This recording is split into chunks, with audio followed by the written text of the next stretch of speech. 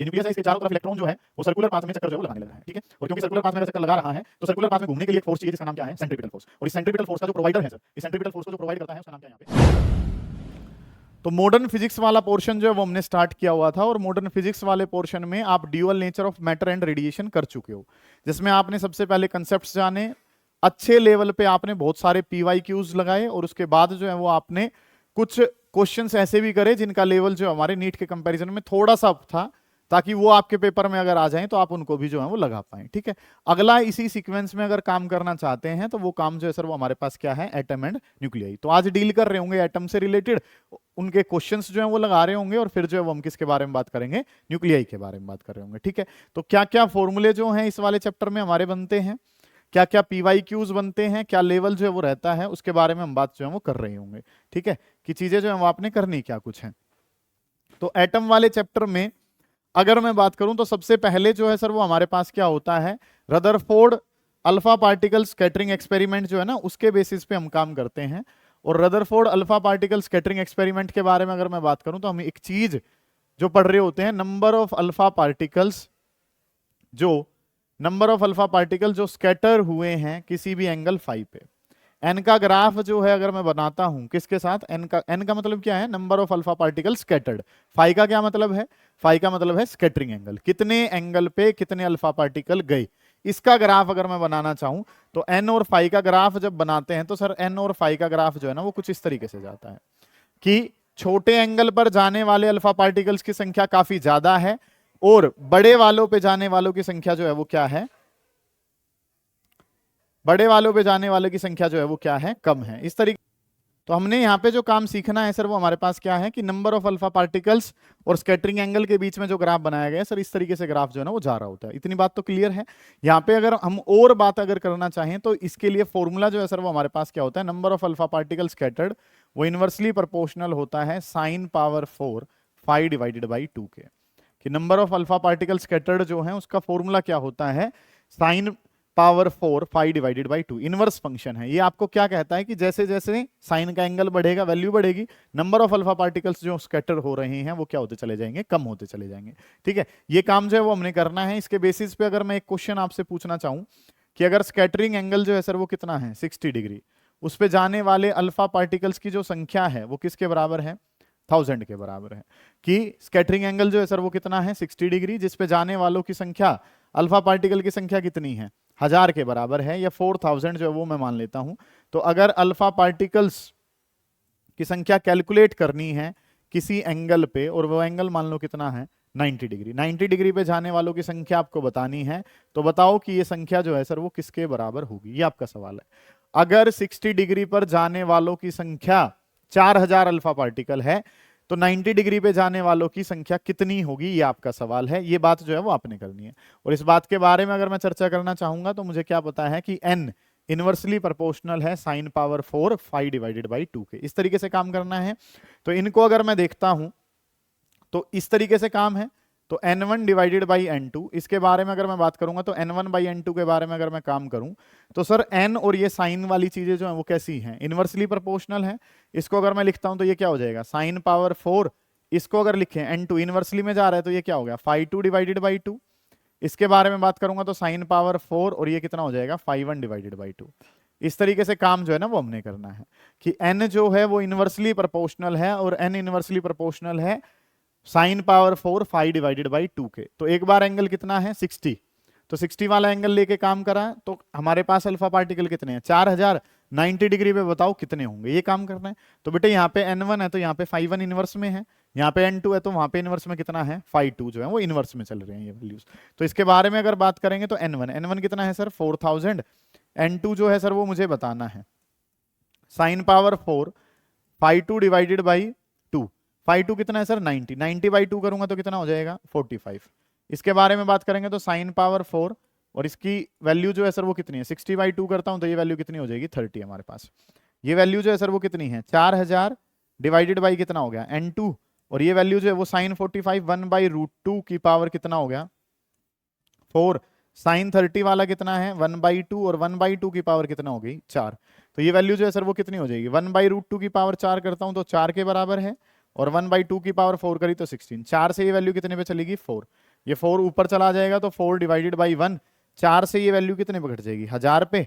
तो N2 की value जो है सर वो कितनी आ गई, 1000। यही तो प्रूव करना है इस एक्सपेरिमेंट में। ये न्यूमेरिकल करवाने के पीछे का कारण क्या है कि छोटे एंगल पे जाने वालों की संख्या क्या है, ज्यादा, और बड़े एंगल पे जाने वालों की संख्या क्या है, कम। ये चीज जो है सर वो हमें पता है। मानते हो आप इतनी बात को? कोई दिक्कत है यहाँ तक के काम में? कुछ पूछना है आपको?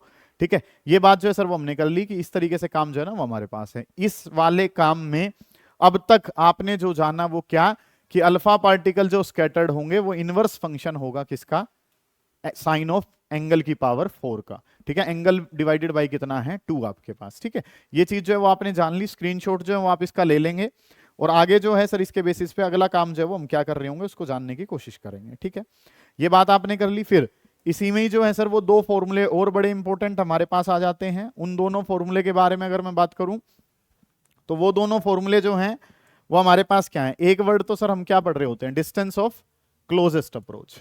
एक वर्ड जो है सर वो हमारे पास क्या है, डिस्टेंस ऑफ क्लोजेस्ट अप्रोच। इसको थोड़ा सा अच्छे से जानने की कोशिश करेंगे क्योंकि यहां से क्वेश्चन जो है वो आपके पास बनता ही है। Distance of closest approach, distance of closest approach के बारे में हम बात करेंगे। और डिस्टेंस ऑफ क्लोजेस्ट अप्रोच जो वर्ड है सर उसको किससे लिखा जाता है, आर नोट से लिखा जाता है। किससे लिखा जाता है, आर नोट से। डिस्टेंस ऑफ क्लोजेस्ट अप्रोच के बारे में मैं बात करना चाहता हूं। ये डिस्टेंस ऑफ क्लोजेस्ट अप्रोच जो वर्ड है सर ये क्या कुछ है, इसको जानने की कोशिश करेंगे। कि काम जो है सर वो हमने करना क्या कुछ है, कि एक यहां से जो है वो क्या निकल रहा है, अल्फा पार्टिकल जो है वो निकल रहा है और वो किसकी तरफ जा रहा है सर, ये एटम। ये जो है हमारे पास क्या है, न्यूक्लियाई जो है ना उसको मान लेते हैं। न्यूक्लियाई का चार्ज कितना होता है sir, Z multiply by E, और अल्फा पार्टिकल का चार्ज कितना है, 2e। ये यहां से भागा, क्यों भागा, क्योंकि जब ये निकलता है किसी भी सब्सटेंस से तो इसके पास क्या होती है, काइनेटिक एनर्जी होती है। और जैसे जैसे ये किसकी तरफ जाता है, न्यूक्लियस की तरफ जाता है, तो दोनों पे क्योंकि पॉजिटिव चार्ज जो अवेलेबल है तो दोनों के सेंटर टू सेंटर डिस्टेंस जो है सर वो क्या कहलाता है, आर नोट। क्योंकि ये अल्फा पार्टिकल इसके अंदर तो घुसेगा नहीं। क्यों नहीं घुसेगा, क्योंकि सर दोनों पे क्या है, पॉजिटिव चार्ज है। तो किसी पर्टिकुलर डिस्टेंस पे आके क्या कर जाएगा, रुक जाएगा। और ये जो डिस्टेंस इन दोनों के बीच का है इसी को क्या कहा जाता है बेटे, डिस्टेंस ऑफ क्लोजेस्ट अप्रोच कहा जाता है। ठीक है, ये जो अल्फा पार्टिकल है इस पे चार्ज कितना है, Q1। और जो ये हमारे पास न्यूक्लियाई है या न्यूक्लियस जो है इस पे जो चार्ज है वो कितना है, Q2। तो अगर मैं बात करूं तो applying law of conservation of energy, applying law of conservation of energy, applying law of conservation of energy. Law of conservation of energy के बारे में अगर मैं बात करूं तो applying law of conservation of energy जो वर्ड है वो आपको क्या कहता है, applying law of conservation of energy, जिससे क्या पता चलता है कि सर टोटल एनर्जी इनिशियल किसके बराबर है, टोटल एनर्जी फाइनल के। कि एनर्जी जो है वो कंजर्व रहती है, और एनर्जी अगर कंजर्व रहती है तो जितनी इनिशियल है उतनी क्या होगी, फाइनल। अब क्योंकि इनिशियली मैं बात करता हूं तो सिर्फ उसके पास क्या है, काइनेटिक एनर्जी। क्योंकि बहुत दूर है तो पोटेंशियल एनर्जी इनफाइनाइट पे क्या होती है, 0 के बराबर। ठीक है, और जब वो आके रुक गया है तो काइनेटिक एनर्जी कितनी होगी, 0 के बराबर। काइनेटिक एनर्जी 0 होगी है, सिर्फ क्या रहेगी, पोटेंशियल। तो इनिशियल बात करता हूं तो इनिशियली तो कौन सी है, काइनेटिक। और फाइनली बात करता हूं तो फाइनली कौन सी है, पोटेंशियल।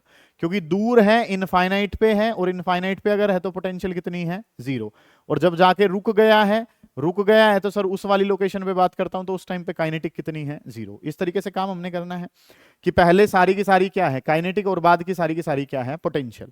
इस तरीके से काम कर लिया। अब अगली जो बात करनी है अगले वाले काम में कि काइनेटिक एनर्जी तो कितनी है, E के। पोटेंशियल एनर्जी का फॉर्मूला क्या है, K Q1 Q2 और डिवाइडेड बाई डिस्टेंस। डिस्टेंस किसके बराबर है, आर नोट के बराबर है। डिस्टेंस किसके बराबर है, आर नोट के। तो आर नोट को अगर मैं ऊपर भेजूंगा तो आर नोट किसके बराबर है, K Q1 Q2 और डिवाइडेड बाई कितना है, E के बराबर है। कि अगर मैं बात करूं तो यहाँ पे जो चीजें हैं वो हमारे पास पहले कौन सी एनर्जी है, काइनेटिक।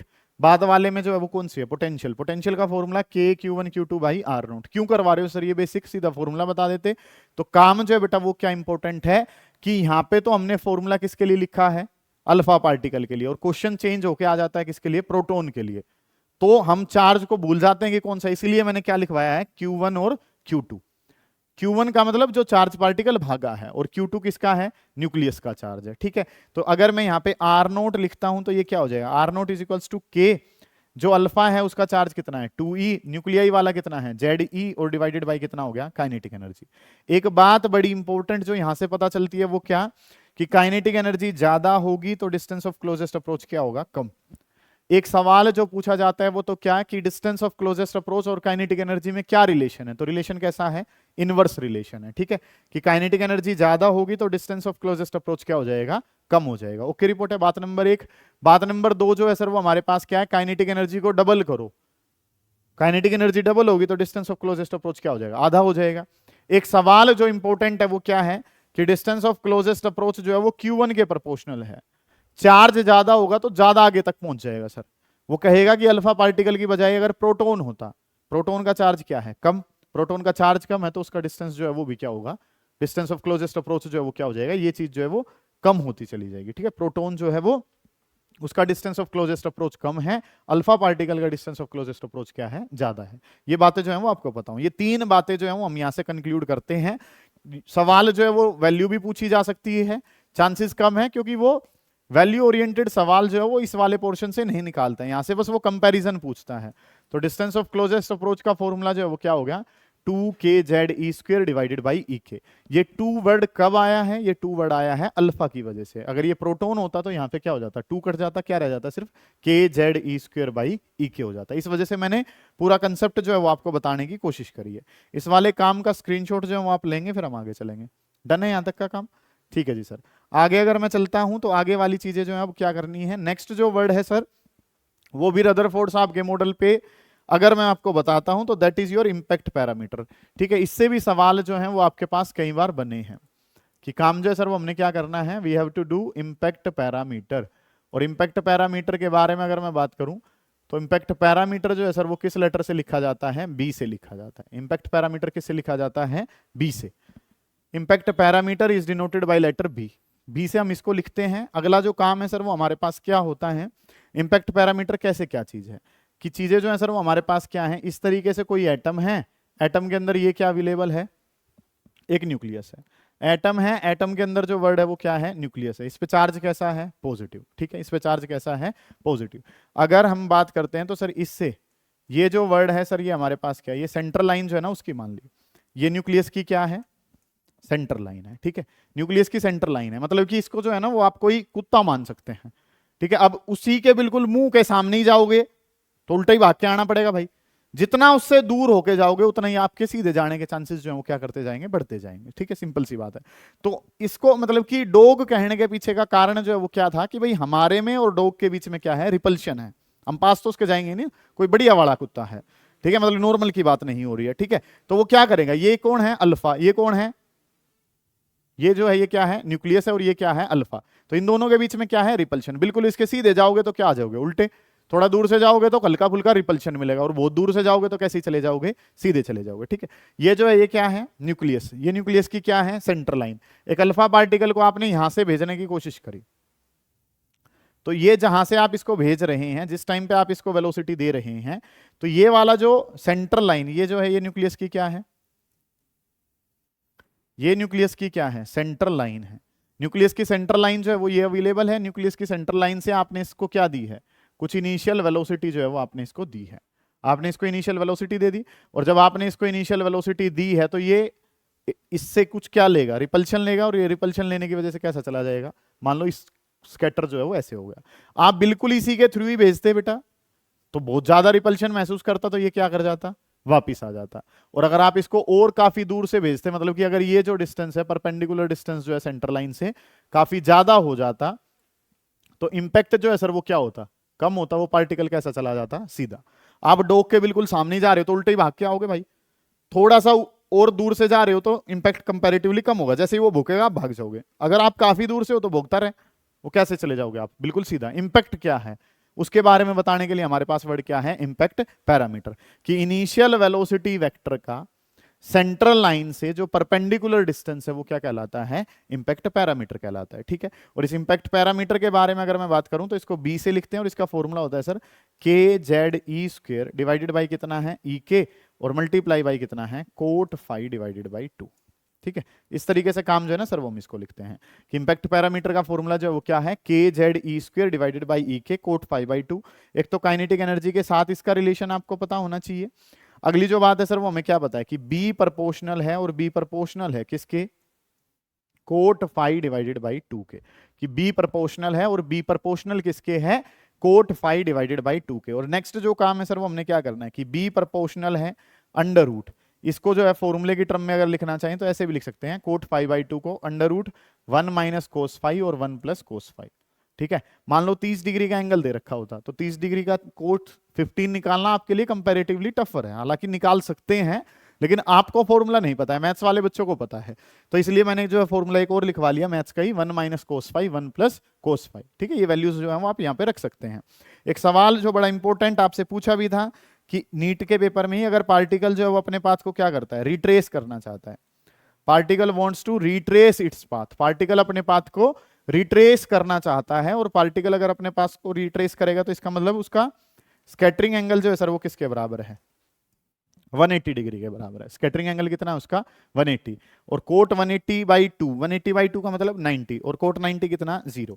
तो सर इस समय पे जो हमारा इंपैक्ट पैरामीटर की वैल्यू है वो वैल्यू भी किसके बराबर हो जाएगी, 0 के बराबर। ये वैल्यू जो है सर वो कितनी हो जाएगी उस टाइम पे 0 के बराबर। इस तरीके से काम जो है ना वो हमने करना है कि बी की वैल्यू यहाँ पे किसके बराबर होगी है सर 0। समझ आ गई है ये बात आपको। ये इंपैक्ट पैरामीटर के बेसिस पे सवाल जो है वो आपसे पूछे गए थे। अगले वाले काम के बारे में चर्चा जो है वो हम करेंगे। ये रदरफोर्ड साहब के बेसिस पे 3 कंक्लूजन है।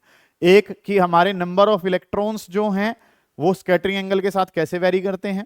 नंबर 2 अगर मैं बात करना चाहूं तो नंबर 2 जो है वो क्या होगी बताओ, डिस्टेंस ऑफ क्लोजेस्ट अप्रोच होगी, और नंबर 3 जो है वो क्या है, इंपैक्ट पैरामीटर। आप समझ पाए हो, कोई दिक्कत की बात यहां तक के काम में नहीं है सर। अब जो है वो भोर साहब का जो मॉडल है उसके बेसिस पे लगातार बहुत ज्यादा सवाल जो है वो हमसे पूछे जाते हैं, जिसके बारे में हमने काम करना है। मतलब ये तो पेपर में आना ही आना है, एक तो आना ही है, दूसरा भी आ जाए तो कुछ कह नहीं सकते सर। ठीक है जी, तो इन पे ध्यान लगाना है। कल जो है फिर हम न्यूक्लियाई कर लेंगे, फिर 2 दिन में हम सेमीकंडक्टर के हर टॉपिक्स जो है उसको कर देंगे। ठीक है, तो ये जो काम है मॉडर्न फिजिक्स की अगर हम बात करें तो 6 क्लासेस में मॉडर्न फिजिक्स 36 से लेके 40 नंबर के बीच में आपके पास होगी।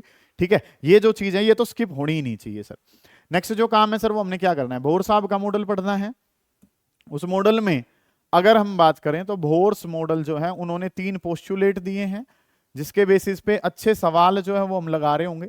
जहां मुझे नीड है कि मुझे फॉर्मूला जो है वो ड्राइव करना पड़ेगा, क्योंकि उसके बीच में से अगर सवाल आए हैं तो हम फॉर्मूला ड्राइव कर रहे होंगे, अदरवाइज हम सीधी वैल्यूज जो है पुट करेंगे, सोल्व करेंगे, आंसर आएगा। ठीक है जी, तो काम जो वो क्या करना है, भोर्स मॉडल का जो पहला पोस्टुलेट है उन्होंने क्या कहा था कि इलेक्ट्रॉन सर्कुलर पाथ में घूम रहा है, और क्योंकि सर्कुलर पाथ में घूम रहा है इलेक्ट्रॉन किसके चारों तरफ, न्यूक्लियस के चारों तरफ। ये न्यूक्लियस है, इसके चारों तरफ इलेक्ट्रॉन जो है वो सर्कुलर पाथ में चक्कर जो है वो लगाने लग रहा है। ठीक है, और क्योंकि सर्कुलर पाथ में अगर चक्कर लगा रहा है तो सर्कुलर पाथ में घूमने के लिए एक फोर्स चाहिए जिसका नाम क्या है, सेंट्रीपिटल फोर्स। और इस सेंट्रीपिटल फोर्स का जो प्रोवाइडर है सर, इस सेंट्रीपिटल फोर्स को जो प्रोवाइड करता है उसका नाम क्या है यहाँ पे, इलेक्ट्रोस्टैटिक फोर्स। ठीक है, इस पे जो अगर सेंट्रीपिटल फोर्स के बारे में बात करूं तो फॉर्मूला क्या होता है, mv²/r, और इलेक्ट्रोस्टैटिक फोर्स का फॉर्मूला क्या होता है sir, k(q1q2) divided by r²। इस तरीके से काम है कि centripetal force is provided by electrostatic force. Centripetal force क्या है, mv²/r, इलेक्ट्रोस्टैटिक वाला क्या है, k(q1q2) बाई r²। एक r पावर से क्या हो जाएगी, एक r पावर कट जाएगी, वो चलो बाद में देख लेंगे कि mv² k। न्यूक्लियस वाला चार्ज कितना है सर, Ze है, इलेक्ट्रॉन वाला चार्ज कितना है, E, और डिवाइडेड बाई कितना हो गया, R। तो ये फॉर्मूला जो है सर ये हमारा पहला पोस्टुलेट है कि mv² जो मतलब कि घूमने के लिए, सर्कुलर पाथ में घूमने के लिए क्या है, सेंट्रीपिटल फोर्स, और उसका जो प्रोवाइडर है सर वो क्या है, इलेक्ट्रोस्टैटिक फोर्स। ये पोस्टुलेट नंबर 1 है, और ये जो है आपको क्या कहता है उसके बारे में काम जो है वो आपने देख लिया। घूमने के लिए सेंट्रीपिटल चाहिए, प्रोवाइडर कौन है, इलेक्ट्रोस्टैटिक फोर्स, जिसका फॉर्मूला क्या है, k(q1q2) डिवाइडेड बाई r²। ये वैल्यू रखी, पुट करेंगे, आंसर बनेंगे। सेकंड जो काम है सर वो इन्होंने क्या बताया है, सेकंड जो हमारा काम है कि घूमने का जो एंगुलर मोमेंटम है, एंगुलर मोमेंटम को किससे लिखा जाता है, mvr से, जो कि किसके बराबर होता है सर, mvr बराबर होता है nh डिवाइडेड बाई 2π। कि इलेक्ट्रॉन जो है वो सर्कुलर पाथ में घूम रहा है, और क्योंकि वो सर्कुलर पाथ में घूम रहा है तो उसके पास क्या है, एंगुलर मोमेंटम, और अगर एंगुलर मोमेंटम है तो उसको क्या लिखा है, mvr, जो कि किसके बराबर है, वो बराबर है nh डिवाइडेड बाई 2π के। ठीक है, तो यहां से अगर मैं एक कंसेप्ट और आपको समझा दूं थोड़ा सा जो इंपॉर्टेंट है कि mvr किसके बराबर है, nh डिवाइडेड बाई 2π।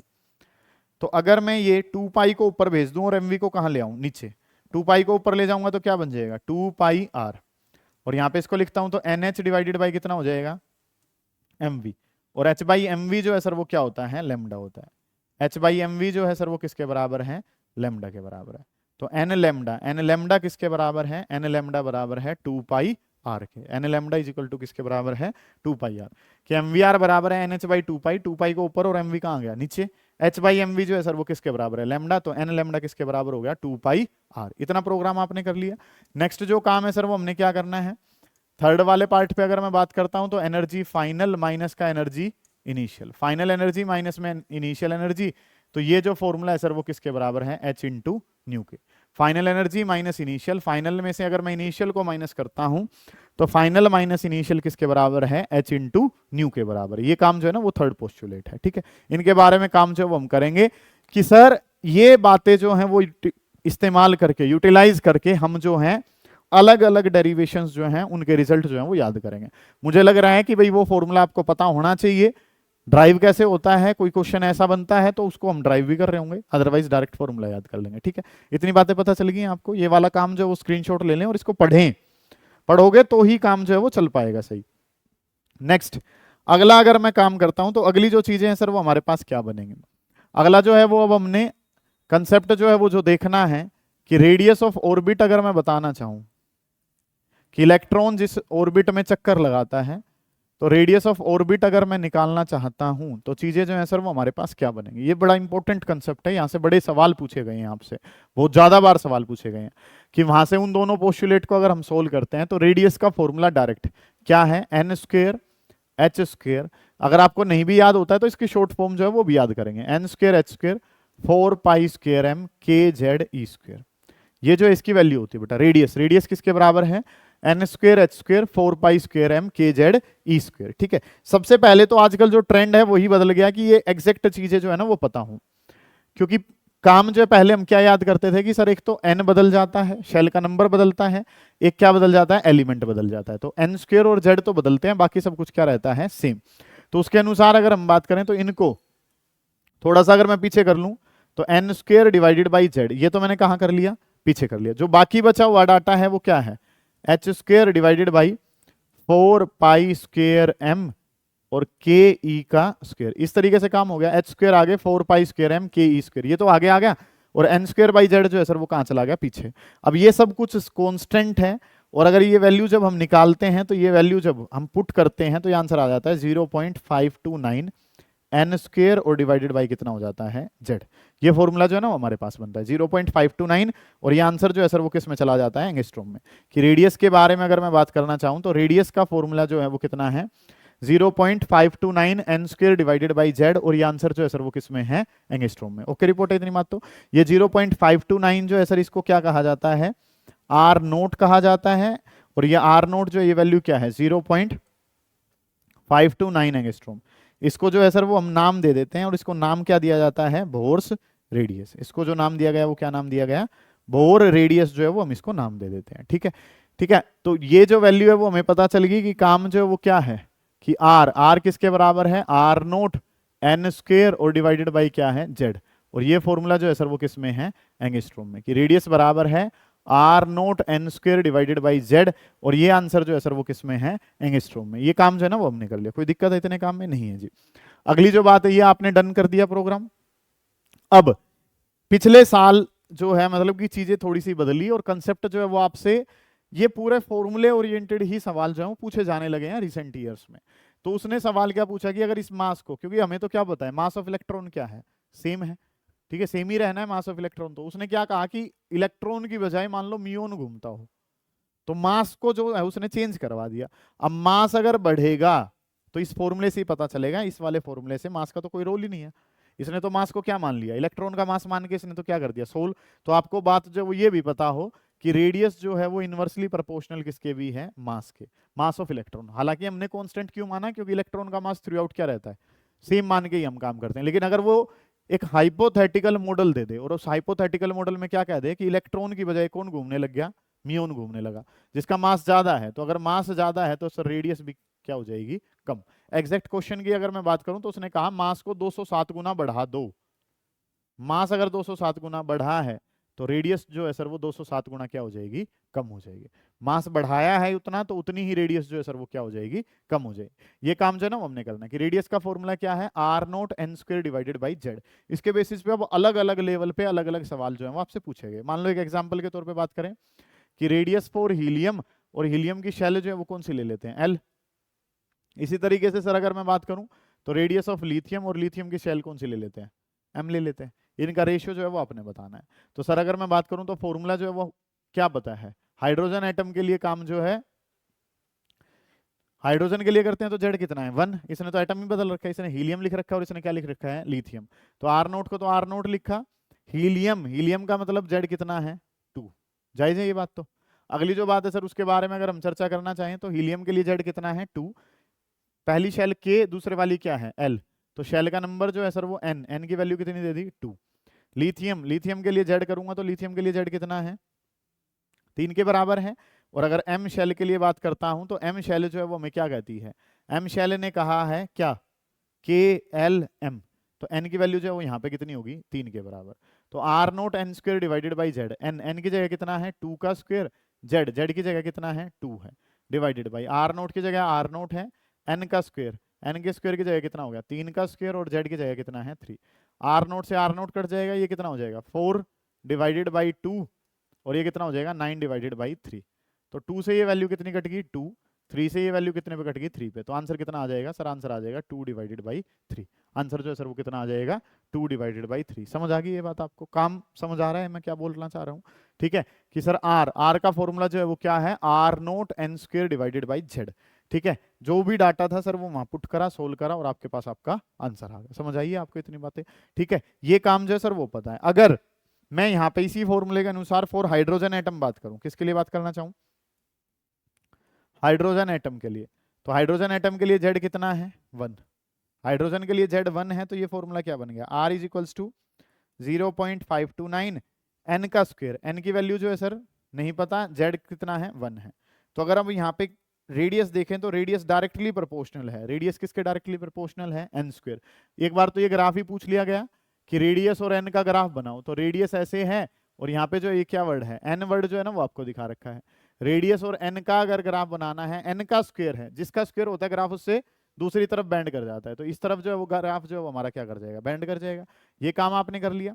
नेक्स्ट, अगर मैं यहाँ पे देखना चाहूँ कि रेडियस फॉर के शेल, फिर किसके लिए एल शेल, फिर किसके लिए एम, और फिर किसके लिए एन, के एल एम एन शेल अगर दे रखे हैं तो इनका रेशियो, के के लिए क्या होती है एन की वैल्यू 1, 1 का स्क्वायर, एल के लिए कितनी होती है 2, तो 2 का स्क्वायर, एम के लिए कितनी होती है 3, तो 3 का स्क्वायर, एन के लिए कितनी है 4, तो 4 का स्क्वायर। ये वैल्यू क्या होगी 1:4:9:16। इस तरीके से रेशियो आएंगे। के एल एम एन का हाइड्रोजन के लिए रेशियो अगर बताना है तो वो रेशियो 1:4:9:16 इस तरीके से काम चलेंगे।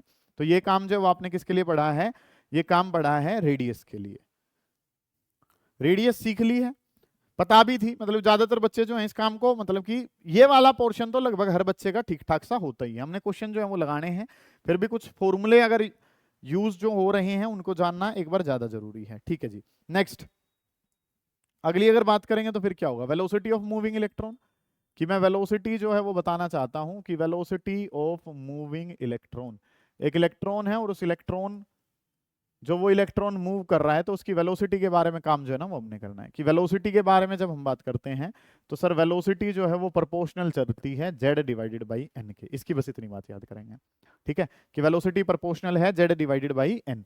तो एक बात जो यहाँ से पता चली कि v is inversely proportional to n, कि जैसे जैसे शेल का नंबर बढ़ेगा वैसे वैसे वेलोसिटी क्या होती चली जाएगी, कम। फारदेस्ट जो ऑर्बिट होगा उसमें वेलोसिटी क्या मिलेगी, सबसे कम। और v और n क्योंकि इनवर्सली प्रोपोर्शनल है तो ये v हो गया, और ये जो है सर वो क्या हो गया n। तो इनवर्सली प्रोपोर्शनल है तो ग्राफ जो है सर वो कैसा चला जाएगा, रेक्टेंगुलर हाइपरबोला। कि ग्राफ जो है सर वो हमारे पास क्या हो गया, v और n का अगर मैं काम करूंगा तो v और n जो है वो कैसे हैं, इनवर्सली है, तो ग्राफ कैसा चला जाएगा, रेक्टेंगुलर हाइपरबोला। ये बात भी ठीक लग रही है सर। अगली जो बात है सर वो हमें क्या पता है, इस प्रोपोर्शनल को हटाने के लिए वर्ड आएगा v note z divided by कितना हो जाएगा n। ठीक है, अब अगर हम बात करें तो सर फॉर हाइड्रोजन एटम, थोड़ा सा आइडिया रहना चाहिए, हाइड्रोजन एटम की बात कर रहे हैं और के शेल की बात कर रहे हैं। फॉर हाइड्रोजन एटम एंड के शेल, हाइड्रोजन एटम है और के उसका शेल है। हाइड्रोजन एटम का मतलब शेल जो हाइड्रोजन एटम है उसका मतलब तो क्या हो गया कि जेड की वैल्यू कितनी है 1। हाइड्रोजन एटम का मतलब क्या है कि जेड की वैल्यू कितनी है 1। और के शेल अगर है तो के शेल का मतलब भी क्या हो गया, एन की वैल्यू कितनी होगी 1। तो ये वैल्यू जो है सर वो क्या बन जाएगी कि v बराबर हो जाएगा v nought Z divided by N, तो 1/1 हो गया। और ये वैल्यू जब हम हाइड्रोजन एटम के शेल के लिए निकालते हैं तो लगभग 2.16 10⁻⁶ मीटर पर सेकेंड आती है, मतलब काफी तेज स्पीड से इलेक्ट्रॉन भाग रहा होता है। और जब इस वी नोट का कंपैरिजन, जो सीबीएसई नीट में जो सवाल है वो पूछा गया, वो क्या कि इसका कंपैरिजन जब स्पीड ऑफ लाइट से करा गया तो सर ये आंसर जो है वो बन जाता है 1/137। ठीक है, कि स्पीड का जब कंपैरिजन किससे करा गया, स्पीड ऑफ लाइट से, तो स्पीड ऑफ लाइट से जब इसका कंपैरिजन होता है तो ये आंसर जो है सर वो कितना हो जाता है 1/137। इस तरीके से काम जो है ना सर वो हमारे पास बनता है। ये काम जो है वो किसके लिए पढ़ लिया आपने, वेलोसिटी के लिए, कि z/n का इनवर्स फंक्शन जो है ये होता है। ठीक है जी। नेक्स्ट अगला जो काम है सर वो हम करेंगे किसके लिए, टाइम पीरियड के लिए। और वहां से जो है फिर हम चलेंगे एनर्जी पे, फिर Lyman Balmer Paschen series spectrum के बारे में बात करेंगे, और उसके बाद जो हम PYQs लगाते हुए चलेंगे। ठीक है जी। ये डाटा जो है सर वो हमने अब करना है। तो काम जो है वो क्या कुछ होगा, अगर हम अब बात करना चाहें किसके बारे में, time period of revolving electron. Time period की अगर मैं बात करूं कि टाइम पीरियड जो है सर वो कितना क्या कुछ लग रहा होगा, तो एक इलेक्ट्रॉन जो है वो आर वाली रेडियस में v वेलोसिटी से क्या कर रहा है, मूव कर रहा है। ठीक है, कि रेडियस जो है सर वो किसके बराबर है r, और वेलोसिटी जो है सर वो किसके बराबर है v। ठीक है, तो टाइम पीरियड अगर मैं इसका बताना चाहता हूं तो टाइम पीरियड जो है वो क्या है, टाइम पीरियड बराबर है डिस्टेंस डिवाइडेड बाई वेलोसिटी का, या डिस्प्लेसमेंट बाई वेलोसिटी कह लो, या डिस्टेंस बाई स्पीड कह लो, यहाँ पे वो वाली चीजें मैटर नहीं कर रही हैं। चलिए जी, तो डिस्टेंस डिस्टेंस जो है सर वो कितना है, डिस्टेंस बराबर है 2πr, और वेलोसिटी जो है सर वो किसके बराबर है v, 2πr divided by v। अगर मैं r को लिखना चाहता हूं तो r की वैल्यू जो है सर वो क्या पड़ी थी, r0 n² डिवाइडेड बाई कितना था z। r की वैल्यू तो ये पढ़ाई थी हमने बेसिक वाले कंसेप्ट में अभी थोड़ी देर पहले, कि r तो किसके बराबर है, r0 n² by z, v किसके बराबर है, v0 n डिवाइडेड बाई या z divided by n, v0 z divided by n। इस तरीके से काम है। तो ये वैल्यू जो है वो क्या बन गई, 2πr0 डिवाइडेड बाई कितना v0। n को सबसे ऊपर ले जाऊंगा तो क्या बन जाएगा n³, और z को z के साथ मल्टीप्लाई करूंगा तो क्या हो जाएगा z²। तो ये वैल्यूज जो है वो हमारे पास बनेगी। टाइम पीरियड, टाइम पीरियड किसके बराबर है, टाइम पीरियड बराबर है 2πr0 divided by v0 into में n³ और डिवाइडेड बाई कितना हो गया z²। इस तरीके से काम जो है ना वो हमने कर लिया, कि ये फॉर्मूला जो है वो किसका है, टाइम पीरियड का। और यहां से अगर मैं देखूं तो टाइम पीरियड डायरेक्टली प्रोपोर्शनल है किसके, n³ के। Time period is directly proportional to the n³। Time period और n³ में अगर मैं बात करूं तो यहाँ पे जो है ये टाइम पीरियड ले लिया, ये जो है ये आपने क्या ले लिया n। तो टाइम पीरियड और इसमें अगर मैं बात करूंगा तो t प्रोपोर्शनल है n³ के, और अगर ये n³ है तो सर इसको क्या नाम दिया गया, क्यूबिक पैराबोला। क्या नाम दिया गया इसको, क्यूबिक पैराबोला जो है ना वो आपने नाम दे दिया, कि t प्रोपोर्शनल है n³ के, n की क्योंकि क्यूब है, n की क्यूब अगर है तो नाम क्या पड़ गया, क्यूबिक पैराबोला। ये चीजें जो है ना सर वो हमने करनी है, कि टाइम पीरियड का formula distance by velocity, distance 2πr, velocity v, r को r0 n² बाई z लिख लिया, v को v0 z बाई n, ये r0 बाई v0 और n³ डिवाइडेड बाई कितना z²। इस तरीके से डाटा जो है सर वो हमने चलाया, ये क्यूबिक पैराबोला बनता है। ये बात बड़ी इंपॉर्टेंट है, सवाल जो है वो हमसे पूछा भी गया है कि t1³ डिवाइडेड बाई कितना t2³, तो वो क्या होता है n1³ डिवाइडेड बाई कितना n2³ मतलब कि टाइम पीरियड जो है पहले वाले शेल में अगर t है तो दूसरे वाले में 8 गुना हो जाएगा, 2³ कितना हो जाएगा 8 गुना, तीसरे वाले में 3³ 27 गुना हो जाएगा। इस तरीके से काम जो है सर वो हम सीखते हैं। नेक्स्ट अगली अगर हम बात करें, ये डन है प्रोग्राम। फिर अगर मैं बात करूं तो अगली जो चीजें हैं वो हमारे पास आती हैं एनर्जी ऑफ मूविंग इलेक्ट्रॉन, कि जो ये इलेक्ट्रॉन है इसकी क्या बतानी है आपने, एनर्जी के बारे में बात करनी है, energy of moving electron. Electron जो मूव कर रहा है उसकी एनर्जी के बारे में काम जो है ना वो हमने करना है। एनर्जी ऑफ मूविंग इलेक्ट्रॉन, ये काम जो है ना वो आपने करके देना है। एनर्जी ऑफ मूविंग इलेक्ट्रॉन अगर मैं करना चाहूं तो सर क्योंकि इलेक्ट्रॉन लगातार मूव कर रहा है तो उसके पास क्या है, काइनेटिक एनर्जी है, और काइनेटिक एनर्जी का फॉर्मूला क्या है, kZe² डिवाइडेड बाई कितना 2r। क्योंकि इलेक्ट्रॉन लगातार मूव कर रहा है, और क्योंकि अगर वो लगातार मूव कर रहा है तो उसके पास काइनेटिक एनर्जी है, जिसका फॉर्मूला क्या है kZe² डिवाइडेड बाई 2r। ये फॉर्मूला तो किसका हो गया सर, काइनेटिक एनर्जी का। डन है ये बात। तो ऐसे ही पोटेंशियल एनर्जी के लिए जब हम बात करते हैं तो सर फॉर्मूला क्या हो जाता है, -kZe² डिवाइडेड बाई कितना है r है। और अगर टोटल बताते हैं तो टोटल इन दोनों का सम होती है। टोटल एनर्जी पहले तो क्या लिखेंगे, काइनेटिक एनर्जी प्लस में क्या, पोटेंशियल एनर्जी। और काइनेटिक में अगर मैं पोटेंशियल को ऐड कर देता हूं तो ये आंसर हो जाएगा माइनस का के Z E square divided by कितना है 2r। कि टोटल एनर्जी जो है वो बतानी है, तो टोटल एनर्जी जो है वो क्या हो जाएगी, काइनेटिक प्लस पोटेंशियल। और काइनेटिक प्लस पोटेंशियल जो है वो क्या होगी, इन दोनों को अगर जोड़ा तो ये आंसर जो है वो हमारे पास बन जाता है। इसके बेसिस पे अगर मैं बात करूं तो ये काइनेटिक एनर्जी को अगर हम x कहते हैं तो ये डिट्टो सेम ही है, बस उसके आगे क्या लगा हुआ है माइनस, तो ये आंसर क्या हो जाएगा माइनस का x। और इसका जो है अगर मैं डबल कर लेता हूं तो ये आंसर जो है वो कितना हो जाएगा माइनस का 2x। ये वैल्यू x है तो ये वैल्यू उसका जस्ट माइनस है माइनस एक्स, और ये उसका डबल है तो ये कितना हो गया माइनस का 2x। इस तरीके से काम जो है ना सर वो हमने करना है। ठीक है, ये बात जो है वो आपने करी। नेक्स्ट कि अगर ये एनर्जी जो है टोटल एनर्जी को अब मैं लिख रहा हूं तो वो वैल्यू कितनी है माइनस का के Z E square divided by कितना है सर 2 और इंटू में कितना है r। कि अगर मैं एनर्जी के बारे में बात करूं तो मेरी चीजें जो है वो क्या है कि माइनस का के Z E square divided by कितना है 2r। ये बात जो है सर वो मुझे पता है। अब यहाँ पे इस r की वैल्यू अगर मैं रखना चाहूं तो r की वैल्यू जो है सर वो कितनी है, 2 की जगह 2, r की जगह कितना है, हमें फॉर्मूला पता है r का, N square H square divided by कितना 4 पाई स्क्वेयर एम के जेड ई स्क्वेयर। ये फॉर्मूला जो है वो मुझे पता है, किसका फॉर्मूला पता है, ये r का। सर 2 से क्या हो जाएगा, ये 2 पे कैंसिल हो जाएगा, इस 2 को ऊपर भेजूंगा तो ये क्या बन जाएगा माइनस का 2 पाई स्क्वेयर एम, के ऊपर गया तो क्या हो गया के स्क्वेयर, जेड ऊपर गया तो जेड का स्क्वेयर, और ई की पावर 2 और ई की पावर 2 कितना हो गया ई की पावर 4 डिवाइडेड बाई कितना हो जाएगा एन स्क्वेयर और इंटू में कितना हो गया एच स्क्वेयर। ये फॉर्मूला किसका आ गया एनर्जी का। ठीक है, इसको अगर हम लिखते हैं तो दोबारा से वो जेड और एन ये तो दोनों आपके बदल ही जाते हैं। ठीक है, तो इसको अलग करते हैं तो ये सब कुछ बचा हुआ क्या है कांस्टेंट, तो ये आंसर आ गया माइनस का 13.6 जेड स्क्वेयर और डिवाइडेड बाई कितना है एन स्क्वेयर। ठीक है, ये तो हमारे पास मेन फॉर्मूला है, ये माइनस का 13.6 जेड स्क्वेयर डिवाइडेड बाई कितना है एन स्क्वेयर। लेकिन अगर इसी को ही यहाँ पे देखें मास की टर्म में, कि मास अगर मेरा बदलता है तो एनर्जी जो है वो डायरेक्टली प्रोपोर्शनल जा रही है किसके, मास के। मास बढ़ाएंगे तो एनर्जी क्या कर जाएगी, बढ़ जाएगी। मतलब कि इसका मेन फॉर्मूला जो है, मैंने कहा था ना जैसे कि कुछ के आपको बस फॉर्मूले याद करने हैं तो फॉर्मूले याद करने हैं, कुछ के आपको बातें भी जो है वो पता होनी चाहिए, तो वो बातें जो है वो आपने यहाँ पे देखी हैं। कि एक तो बात इनके बीच में ये रिलेशंस, कि अगर काइनेटिक एनर्जी जो है कि टोटल एनर्जी को अगर लिखना है तो टोटल एनर्जी जो है वो नेगेटिव है किसके, काइनेटिक के, और पोटेंशियल वाली एनर्जी का क्या है हाफ। कि काइनेटिक एनर्जी के बारे में अगर मैं बात करता हूं तो ये वैल्यूज जो हम लेके चलते हैं किसके लिए, इस तरीके से इतना काम जो है वो हमें पता होता है एनर्जी के लिए। दे अभी नमकीन खा ले, खाता नहीं, और क्या मंगाऊं फिर तेरे लिए, कुछ भी तो नहीं मिलेगा यहाँ, ये तो नमन को बतानी थी, दिल्ली से लेकर आता है इसे तो है। तू कब आया, हाँ कल रात को आ गया था, अच्छा संडे की रात है यार मेरे यार, उनका भी के देना था हैं, अच्छा उनको देने के लिए आया था फिर तू है। चलो जी, ये काम जो है वो हमने,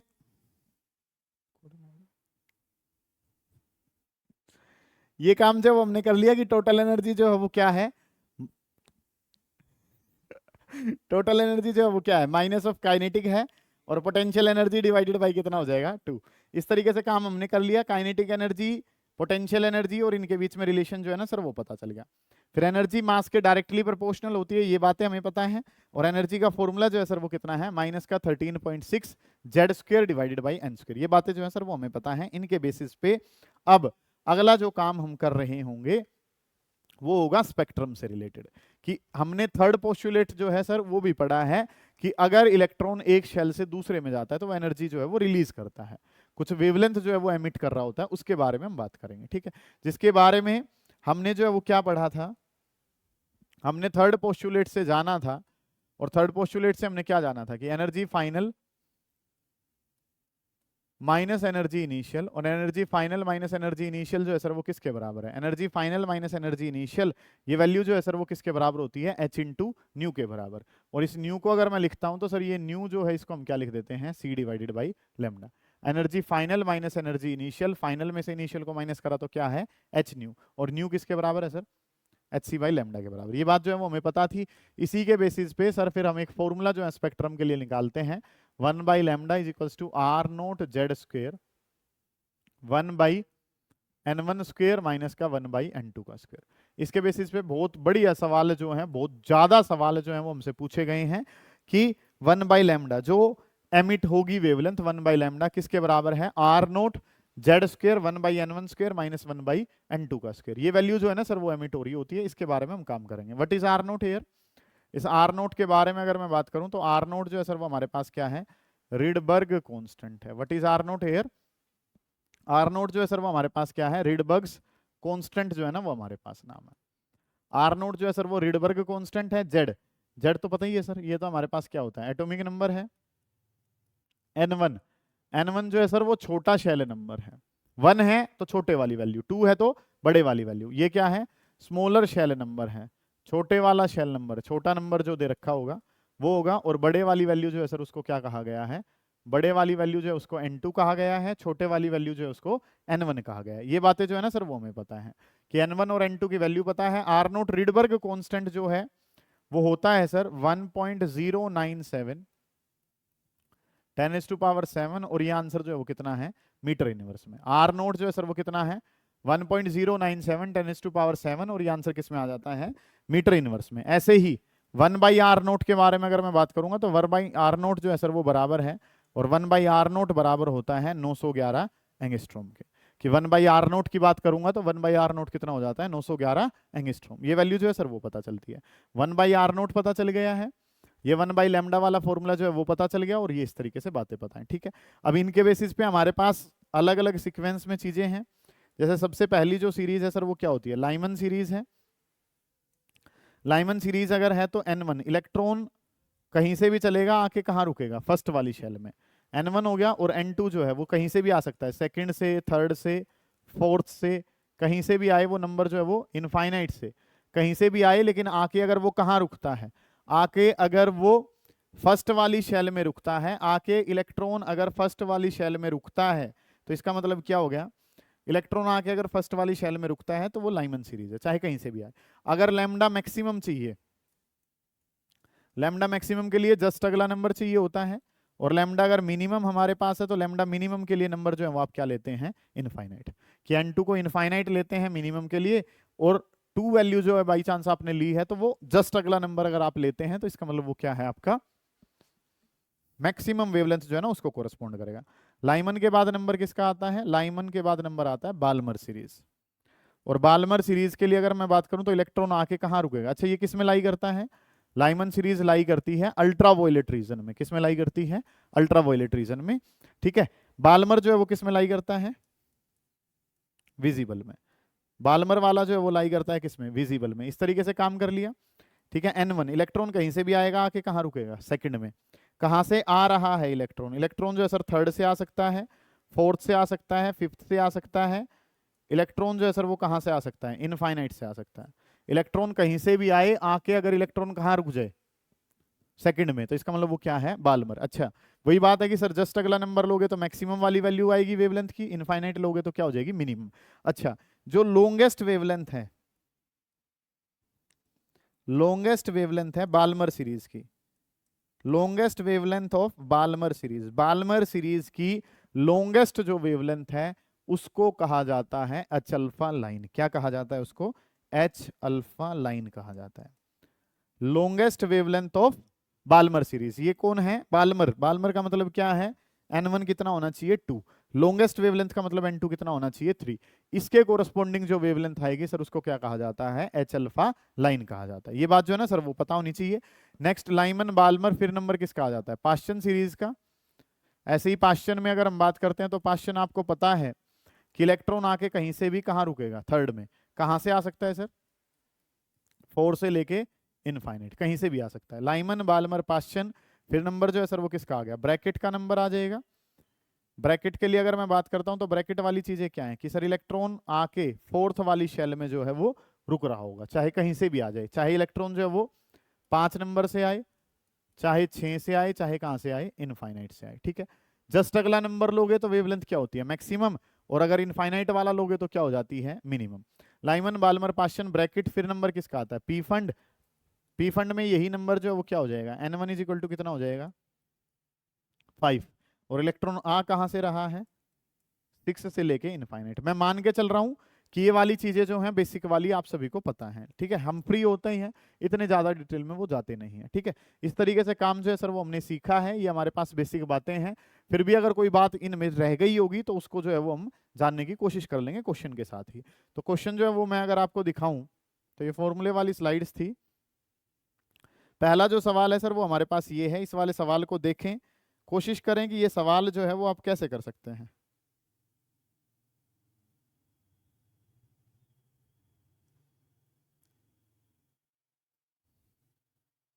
क्वेश्चंस का लेवल जो है कंपैरेटिवली ठीक रहेगा पहले वालों का, बाद वाले तो PYQs हैं। सुनिए ध्यान से, काम जो है वो सर हमने क्या करना है, इस वाले क्वेश्चन को आपने पढ़ा, कैसे करा जाएगा उस पर गौर कर लेते हैं कि इलेक्ट्रॉन जो है मेक्स अ, क्या कह रखा है, हाइड्रोजन एटम की जो है वो एक स्टेट में है, बाइंडिंग एनर्जी 0.85। अब अगर मैं बात करूं तो हमने जो है ना एक फॉर्मूला पढ़ा है, और वो फॉर्मूला क्या है, एनर्जी का। एनर्जी का फॉर्मूला हमने क्या पढ़ा था कि एनर्जी इज इक्वल्स टू किसके बराबर है, माइनस का 13.6 divided by N square electron volt. ये किसके लिए है, हाइड्रोजन एटम के लिए। Z square by N square है, जेड की जगह 1 कर देंगे तो वैल्यू क्या हो जाती है, -13.6 डिवाइडेड बाई एन स्क्वेयर। तो पहले वाले शेल के लिए अगर एनर्जी निकालता हूं तो वैल्यू कितनी है सर, माइनस का 13.6, एन की जगह 1 रखूंगा। सेकंड वाले के लिए रखते हैं तो क्या बन जाता है, माइनस का 3.4। थर्ड वाले के लिए रखते हैं तो मतलब एन की जगह 3 रखेंगे तो कितना हो जाएगा, ये याद भी है आपको अपनी 12th क्लास से, माइनस का 1.51। और अगर मैं फोर्थ के लिए बात करता हूं तो सर फोर्थ के लिए क्या हो जाएगा, एन की जगह 4 रखा तो कितना हो जाएगा 0.85, मतलब माइनस में है वैल्यूज 0.85। ऐसे ही वैल्यू जो है बढ़ाते जाएंगे तो इनफाइनाइट वाले के लिए वैल्यू कितनी हो जाती है, 0। एटलीस्ट ये 3-4 तो आपको याद हो जल्दी जल्दी सवाल निकालने के लिए। तो हमें क्या क्या रखा है कि इलेक्ट्रॉन जो है वो इतनी एनर्जी है, इतनी एनर्जी जो है वो कौन से वाले शेल के कोरस्पॉन्डिंग होती है, फोर्थ शेल के लिए। अब बच्चों की तरह ये थोड़ी करोगे -13.6 बाई एन स्क्वायर ये वो दिस दैट, नहीं नहीं, चौथे सेल की होती है, पता है हमें इस बात का, ठीक है। इस वाले फॉर्मूले के अनुसार ट्रांजिशन हो जाती है और इलेक्ट्रॉन जो है state of excitation energy 10.2 electron volt में जो है ना वो अवेलेबल है। मतलब कि काम जो है वो हमने क्या करना है, एक्साइटेशन एनर्जी कितनी थी 10.2 की। अगर मैं बात करूं तो इलेक्ट्रॉन ग्राउंड स्टेट से कुछ एनर्जी ले ली, कितनी ले ली 10.2। ग्राउंड स्टेट वाली एनर्जी कितनी है सर, माइनस का 13.6। कितनी एनर्जी ले ली उसने 10.2, तो एनर्जी कितनी बचेगी, और 3.4 कौन से वाले शेल की होती है, शेल नंबर 2। मतलब कि इलेक्ट्रॉन ट्रांजिशन करना चाह रहा है, सेकंड शेल से कूद के कहां जाना चाह रहा है, फोर्थ वाले में जाना चाह रहा है, ठीक है। तो एनर्जी और वेवलेंथ वाला कंसेप्ट जो है ना वो बताना है। हालांकि उल्टा आएगा तो वो क्या करेगा, वेवलेंथ एमिट करेगा। तो एनर्जी अगर मैं बताना चाहूँ, change in energy, change in energy क्या होती है सर, एनर्जी फाइनल माइनस का एनर्जी इनिशियल। ये वाला कंसेप्ट जो है वो हमारे पास जो है वो, ये चीजें जो है सर वो मुझे पता है, इन बातों के बेसिस पे मुझे काम करना है।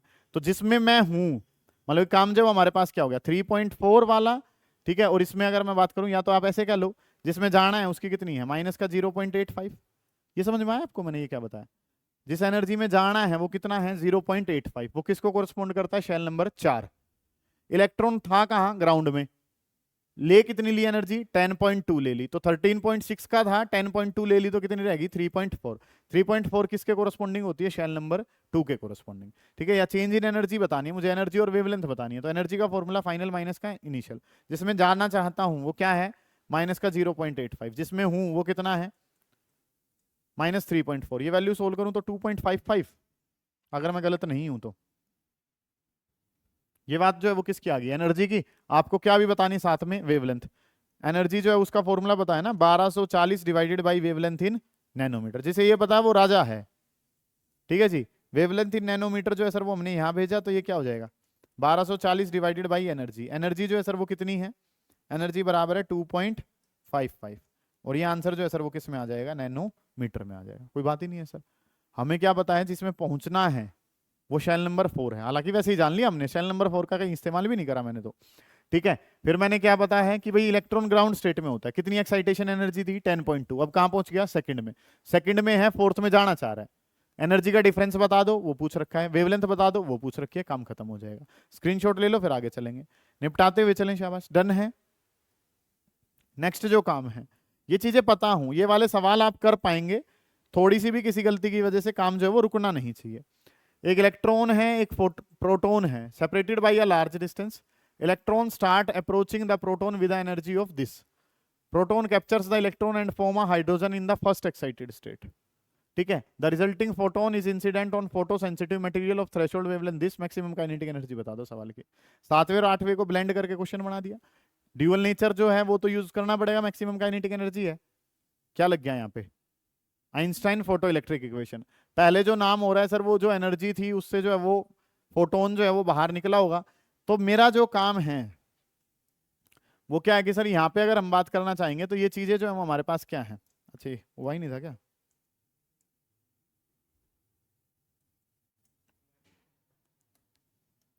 ठीक है करते हैं चलो इसको ठीक एक बार। तुम सवाल करो क्या करना है इसमें। देखो चीजें जो हमने क्या बनानी है गौर करें। इलेक्ट्रॉन और proton separated by a distance this, approach कर रहे हैं 2 इलेक्ट्रॉन वोल्ट से, प्रोटॉन कैप्चर करता है हाइड्रोजन, फर्स्ट एक्साइटेड स्टेट में चला जाता है। फर्स्ट एक्साइटेड स्टेट का मतलब क्या है? सेकंड शेल में चला गया। सेकंड शेल के कोरस्पॉन्डिंग एनर्जी पता होती है, बताओ एनर्जी क्या होती है। एनर्जी का फॉर्मूला जो है सर वो कितना है, माइनस का 13.6 डिवाइडेड बाई एन का स्क्वायर। एन कितना है? 2 का स्क्वायर। कितना बन गया सर ये? Wow, -3.4 electron volt. ये वैल्यू जो है सर वो हमें पता है, बच्चे बड़े इंटेलिजेंट बैठे मेरे सामने, सुने ध्यान से। ये काम जो वो कर लिया, ये वैल्यू जो है वो आपको पता है। अब काम जो क्या करना है सर कि एक फोटो सेंसिटिव मटेरियल है जिसकी थ्रेशोल्ड वेवलेंथ, अब ये वैल्यू अगर मुझे पता है, इसको नैनोमीटर में बदलूंगा तो 460 नैनोमीटर बन जाएगा। इसके कोरस्पॉन्डिंग अगर वर्क फंक्शन निकाल दूं तो वैल्यू क्या होगी? 1240 divided by wavelength in nanometre कितना हो गया? 460। सोल्व करो इस वैल्यू को, कितनी बन रही होगी? 3 से कम। अरे भाई कर दो यार सोल्व। क्या बनेगा कि 1240 डिवाइडेड बाई 460। इसको सोल्व करता हूं तो ये कितने पे? 23 पे, और ये कितने पे? 62 पे। वैल्यू जो है 23 2 जा, ठीक है। अब अगर यहीं से मैं अंदाजा सा लगाने की कोशिश करूं तो ये कितना हो गया? 23 2 जा बन जाएगी ये वैल्यू जो है वो हमारे पास। नेक्स्ट जो अगर मैं इसको सोल्व करूंगा आगे जो वैल्यूज जाएंगी वो क्या बनेगी? ये वैल्यू जो है सोल्व करो इसको कैलकुलेटर में, कितनी बनेगी? अगर मैं कैलकुलेटर से सोल्व करना चाहूंगा, ठीक है, इसको सोल्व करें तो क्या बनेगा? 2.7, ठीक है। ये वैल्यू जो है वो हमारे पास कितनी बन जाएगी? 2.7 जो है ये वैल्यू हमारे पास बन रही होगी, ठीक है। 2.7 इलेक्ट्रॉन जो वोल्ट है वो हमारे पास बन गई, ठीक है। अब जो काम है सर वो क्या करना है, हमें क्या बताना है कि सर एनर्जी जो है उसका फॉर्मूला है, और एनर्जी का फॉर्मूला क्या है? 5 प्लस काइनेटिक एनर्जी मैक्सिमम। मेरा पर्पज क्या है? मेरा पर्पज है काइनेटिक एनर्जी मैक्सिमम बताना, कि काइनेटिक एनर्जी मैक्सिमम क्या होगी। अब मन में एक सवाल आ रहा है कि सर ये आपने सेकंड एक्साइटेड स्टेट देखा था, उसके कोरस्पॉन्डिंग क्या निकाल दी थी? इतनी एनर्जी जो है वो सेकंड एक्साइटेड स्टेट के कोरस्पॉन्डिंग है। सर आपको तो एक प्रोटॉन की एनर्जी और कितनी दे रखी थी? 2 इलेक्ट्रॉन वोल्ट। तो सर हमें क्या पता है? प्रोटॉन की एनर्जी तो कितनी? 2 इलेक्ट्रॉन वोल्ट। इलेक्ट्रॉन की एनर्जी कितनी? 3.4। तो टोटल अगर एनर्जी मैं लिखूंगा तो टोटल एनर्जी जो है वो कितनी बनेगी? 3.4 और 2 करूंगा तो कितनी होगी? 5.4 इलेक्ट्रॉन वोल्ट। समझ आ गई बात? सर जब ये जो फोटोन बना है वो तो कॉम्बिनेशन से बना ना। फोटोन जो आया उसमें तो क्या है? ये इलेक्ट्रॉन और प्रोटॉन वाला जो, प्रोटॉन की कितनी थी? 2, और ये इलेक्ट्रॉन वाली जो है वो कितनी ले रखे? 3.4। 2 और 3.4 मिलाए तो कितनी टोटल एनर्जी होगी? 5.4। तो एनर्जी जो है वो कितनी है? 5.4। फाई कितना है? 2.7। प्लस में क्या हो गया? Kinetic energy maximum. और काइनेटिक एनर्जी मैक्सिमम इसमें से 5.4 में से 2.7 माइनस करूंगा तो कितना ही हो जाएगा? 2.7 ही हो जाएगा। कोई बात ही नहीं है सर, अलग सा सवाल है सर, वाकई में अलग सा सवाल है, ठीक है। तो इन चीजों पे भी आपने गौर करनी है, क्योंकि लेवल जो है वो डे बाई डे टफ हो रहा, ठीक है। मतलब कि हम सोच रहे हैं कि भाई इसमें मॉडर्न फिजिक्स में तो 40 नंबर आए रखे हैं, ऐसा सवाल आ गया तो कहीं से आएंगे। हालांकि मुश्किल नहीं है, लेकिन कंसेप्ट नया है। मतलब कि जो आज तक का ट्रेंड था उससे थोड़ा सा अलग कराने की कोशिश करेंगे। ऐसा कोई काम ही नहीं होगा मतलब कि आप आए, क्लास देखी और आपको कुछ नया ना मिला। ये क्वेश्चन जो है वो नया है, पिछले वाला भी नया था, उस टाइप का सवाल जो है वो आपने नहीं करा है, ठीक है। ये चीजें जो है वो आपने कर ली। नेक्स्ट अगले वाले क्वेश्चन पे अगर मैं चलूं, क्या कह रखा है क्वेश्चन? पलक झपका के देखो एक बार। काम जो वो क्या करना है सर? पढ़े सवाल को, क्वेश्चन ने क्या कहा है, करने की कोशिश करें इनको।